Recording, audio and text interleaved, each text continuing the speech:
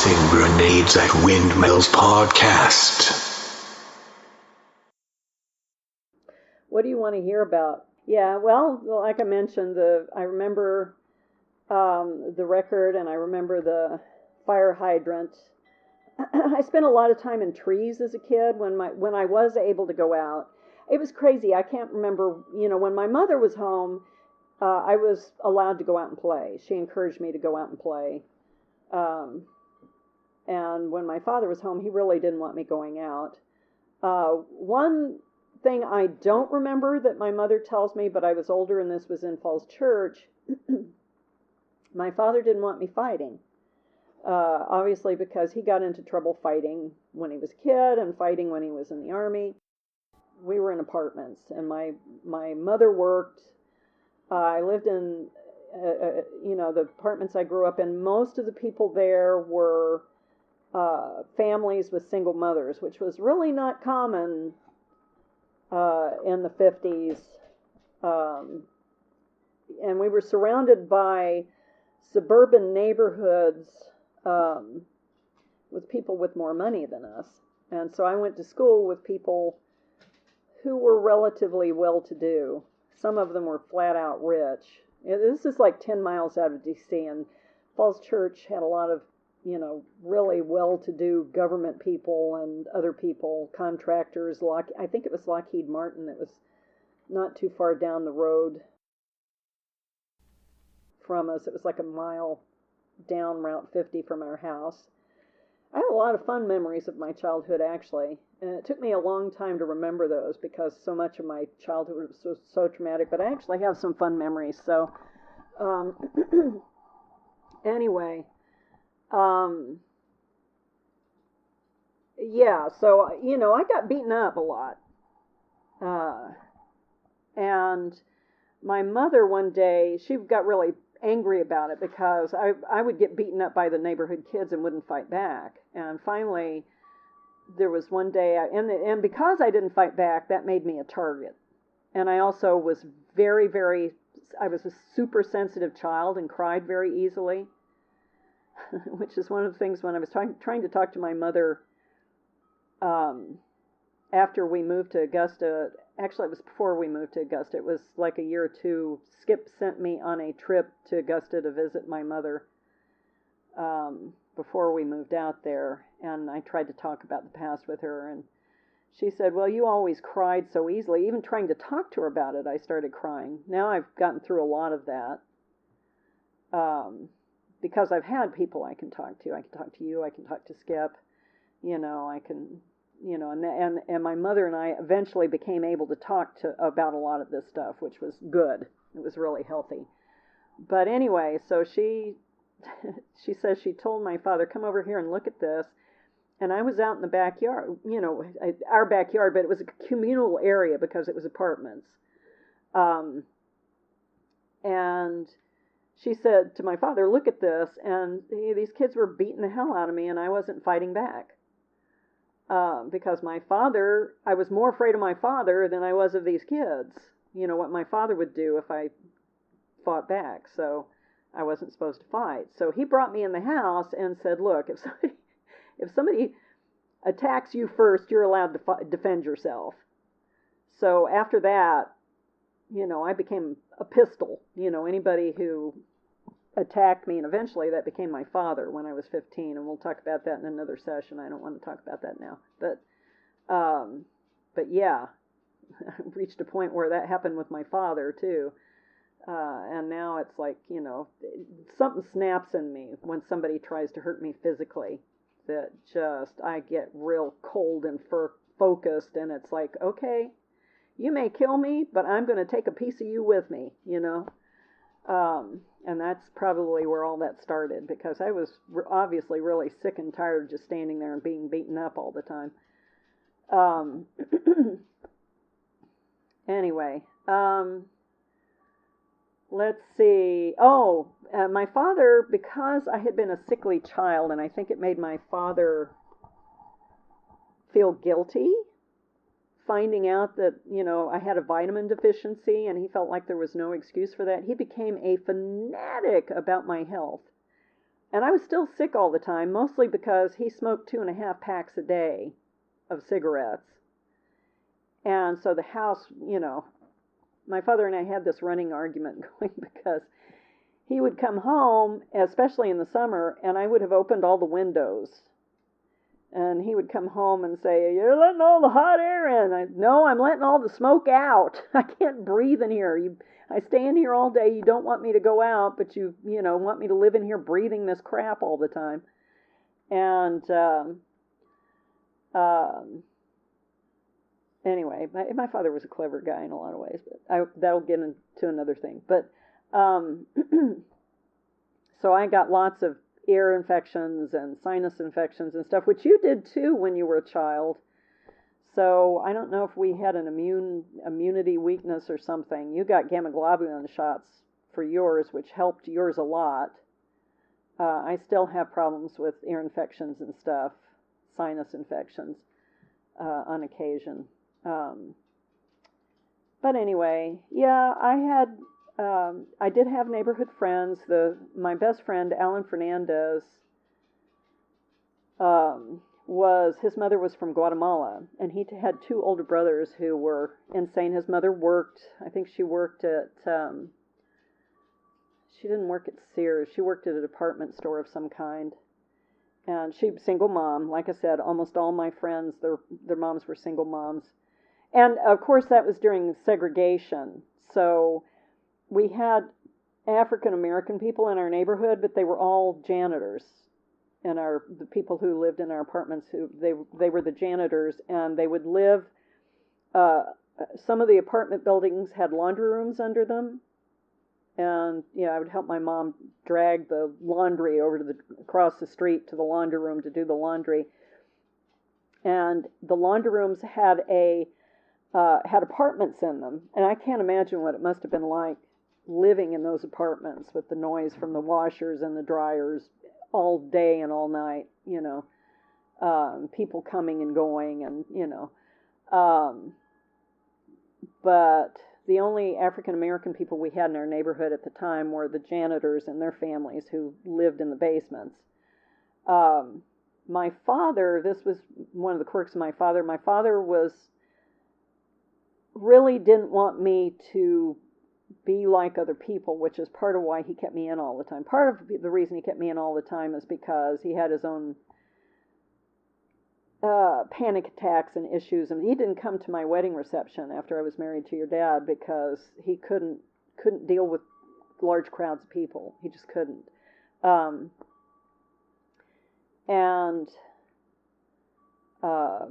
Anyway, he didn't want me to be like other people, so he didn't want me hanging around and hearing their racist language and all this other stuff. And that's another thing, is my father spent my parents spent a lot of my childhood talking to me about things that were way too adult for me to be thinking about as a child. But neither of my parents, I think, really knew how to handle actual children. I don't know, but my father, when I was in elementary school, was telling me about his graphic descriptions of his war experiences, which we can talk about sometime. Talking about McCarthyism when I'm in elementary school, and the Native American Holocaust, and talking about Jim Crow and lynchings, and everything else, slavery, and the Holocaust, the European Holocaust, and all of these things. I grew up hearing all this stuff, and then from my mother's side, I'm hearing about. Sometimes she told me wonderful stories about her family, but mostly she told me, about what my father trying to kill himself and what he'd done to her, and all this other stuff. So, but when neither of my parents was home, after I reached a certain age, they stopped hiring babysitters, and I would just go out and make friends. And of course I'd watch from my father. My father gave up working by the time I started school, I think. And he would go and spend all day at what my mother called the beer joint. It was a restaurant within, like a mile or two of our house. I think of it as walking distance because I walked it all the time. The library was up there. I was always at the library when I got the chance. Shopping center where we bought groceries and everything was up there, and this little restaurant was in the shopping center, and sometimes we'd go into this restaurant as a family and eat dinner and stuff. And my father would spend the whole day there, just drinking beer all day. Um, but he was always afraid of hitting a child when he drove drunk all the time, and he was always afraid of hitting a kid because there were kids all over our neighborhood. And I'd be playing with my friends, and I would watch for his car, and he'd be driving like between 5 and 10 miles an hour or slower, just creeping down the road, and I'd see him and I'd run. I guess this is why I became so good at track. It's kind of like Michael Landon did a movie about and it's based on his own life, I think. He was a bedwetter, and I was a bedwetter too until I was about 13. And he would, if he wet the bed, I don't remember if it was his mother or stepmother, but somebody in his family would hang the sheets out the window to shame him for wetting the bed. So he would like run home like a demon to get there and change the sheets and get them, in the wash and stuff before his mother found them or whatever. So, and the end of the movie is he's this big track star. He's like winning gold medals or something because of that experience racing home to. Well, it was kind of like that for me in the sense that I'd see my father and I would haul ass to get home and run home and jump in my bed and grab my book and pretend to have been reading and lie there and try not to breathe hard. And he'd come in and open the door and look at me and yeah, sure, you've been here. And I don't know if I looked funny or what, but I never got punished for it, so either he knew and was okay with it. I know one time I used to play football and softball and kickball and everything with the neighborhood kids out in the quad out there. I think I told you last time that was the area that the poor maintenance men would seed, and every summer they'd seed it and string it off, and we'd still play there, and by the end of the summer it was always bare. But he came home one time, obviously proud as punch, because one of the guys at the bar had told him I was the best tight end on the neighborhood football team. Was it tight end? I don't remember. It was some football term. And he came home and he said, I'm grounding you. But I could tell he was pleased with me. I mean, he was having a hard time not smiling. So it was pretty funny. So I was like, I didn't get upset or anything because, I spent most nights home in bed reading anyway. So, I was either watching the TV, watching old movies and TV shows and stuff, or reading. So it wasn't a big deal, but, I'm sure he wanted to go back and say, I grounded my daughter for playing football with the neighbor, and I was the only girl. The other girls were all playing Barbie dolls, and I was always playing football or basketball or something. And anyway, when I was little, my dad was, like I mentioned last time, was played for his unit in World War II. He boxed and played basketball and played baseball and stuff. And so one day the men in the neighborhood, all the neighbors actually, kids and parents and everything, got together and were playing baseball in the backyard. And I was in the field with a catcher's mitt. My father got up to hit, and he hit a line drive right at me. And I missed it. And it hit me right in the gut and knocked the wind out of me. And I could not breathe. It was terrifying. It was absolutely terrifying. I could not breathe for however long it took for me to finally be able to breathe again. It just hit me right in the diaphragm. And he just dropped the bat and went in the house and never did anything like that with the neighbors ever again. Which was sad because, here he was being really social with the neighbors and everything. It was really cool, and we were all having fun together. And then that happened. And after that, I was terrified of balls for a long time. Any kind of ball coming at me, I was always the last chosen for teams and everything because I was terrified of kickballs, drowning, everything. balls, singing, dancing, crowds, your father. Okay. All right. But let me tell you what happened. So for a long time, I was the last chosen for any teams and everything because I was always, when a ball would come at me, I would run rather than catch it. Well, I reached one point where we were playing kickball at school, and somebody kicked way up high in the air, and it came deliberately at me because they figured I would run, and I accidentally caught it. I mean, it was purely by accident. I caught it, and everybody was like, "Whoa, Jody caught a ball." After that, every time a ball would come my direction, I was like running for it like a maniac. I got it, because it was like, I can catch a ball. But that was like a couple of years later after that, neighborhood baseball incident, softball incident. So I don't still have a fear of balls. But baseball is not my favorite sport. You can understand why. So let's see. I think we should end with the Moonboots superhero incident. Okay. Oh, it wasn't a Moonboots. They didn't have Moonboots when I was a kid. They didn't come out with Moonboots until after you guys were born. After the moon landing. After the moon landing, yes, as Skip points out. But yeah, I used to make costumes for myself. But I was also a big old tomboy.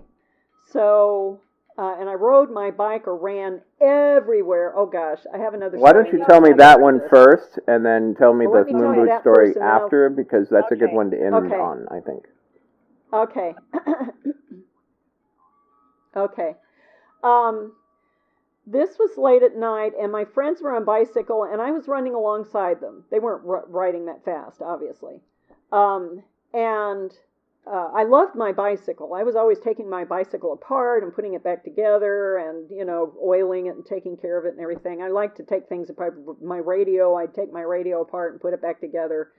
I loved doing that. So, but anyway, this particular night, I was running and they were on bicycles, and we were up by one of the playgrounds, and there was a gate through to the neighborhood, the suburban neighborhood outside our apartments.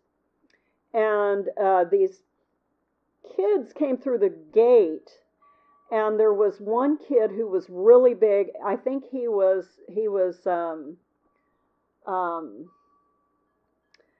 I can never remember the proper terms, but he was mentally handicapped. And so he was not terribly articulate. Apparently he had a cut on his thumb or something and was trying to show it to me. But we all, like rabbits, just all of a sudden, it was getting dark. So, and this kid and his brother and his brother's friends or whatever came through this gate. They didn't do anything. It's just for some reason this freaked us out. And we all turned and ran like jackrabbits. This big kid's lumbering at me.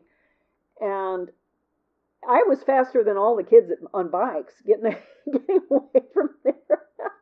They all said, I didn't even turn around and look, and they were all like, "Man, you took off." And they told me later, he was just trying to show you the cut on his finger, on his thumb. But anyway, I don't know why I thought of that. But anyway, back to the spike ball incident. Yeah, the infamous spike ball incident. Anyway, I was always putting together, my mother, I started hand sewing when I was about 8. And I would hand sew little things for my dolls. I had little dolls. I didn't play with them like most little girls played with dolls. I used them like Georgia O'Keeffe did, actually. She used to make clothes for her dolls and stuff. And she taught me how to knit. So I would knit and hand sew little things for my dolls and stuff. I was always making costumey stuff for myself. We'd go to fabric outlets when we go to North Carolina and places like that. We'd go to the fabric outlets because they had a lot of mills there. I don't know if they do anymore, but they used to. And especially in Burlington and places like that. And we'd buy remnants, really cheap, little ends of fabric that aren't really long enough for people who want to sew real clothes. So a half yard of this, a yard of that, whatever, quarter yard of satin. And I was always buying satin and silk and taffeta and really costumey, shiny stuff, and making elf shoes and fairy costumes. My mother brought home, I don't know what they use cheesecloth for at the library, but apparently they use it at the library. My mother brought home a bolt of cheesecloth one time. I took that and made an awesome fairy costume, including bending coat hangers and making gauzy wings. And of course I put glue and glitter all over everything and made myself a little foil crown and a little wand with a little foil star on it. And went out and rode my bike like that. I was always doing that. Well, of course, I was reading Superman and Batman and Wonder Woman, and very, when you have a life like that, superheroes are very appealing to you, to know that there's super people who can win out over the bad guys, because my life was not easy then. So I had made myself, my mother was always buying me these colored jeans. So I had like red jeans and blue jeans. Everybody had blue jeans, but like yellow and all these different crazy colors. So I had a pair of red jeans. She had bought me a pair of red sneakers. And I put on the red jeans, red sneakers, a red shirt. I got a red towel, and I had sewn myself a little hood and cut out eye holes and, nose and mouth holes from it, and put it over my head and went out to play like that. And I was a little superhero.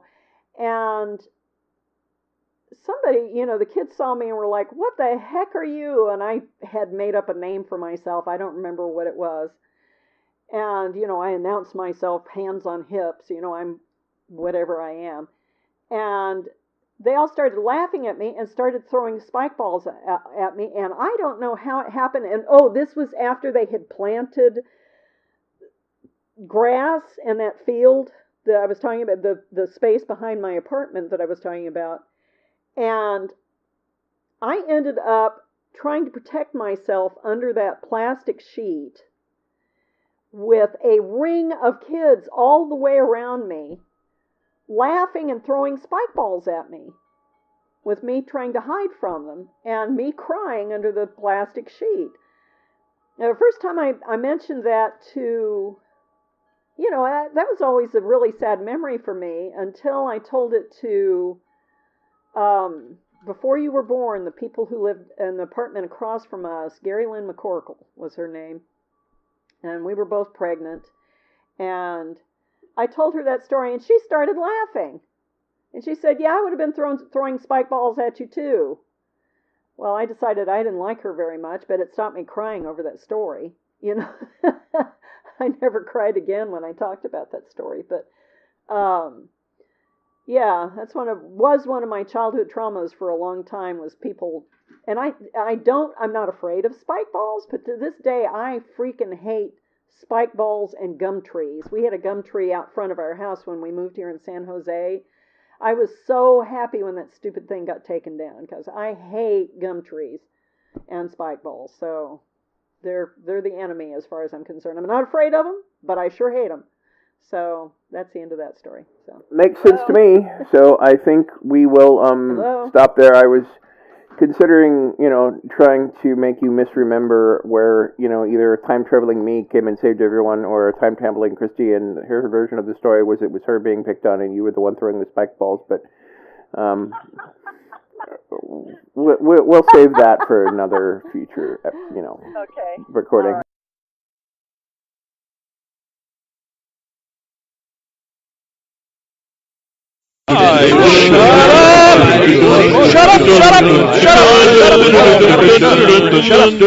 Shut up! Copyright 2017. Red Anvil Amalgamated LLC. For more of this and other worlds, visit redanvilcreative.com. To fight the forces of evil!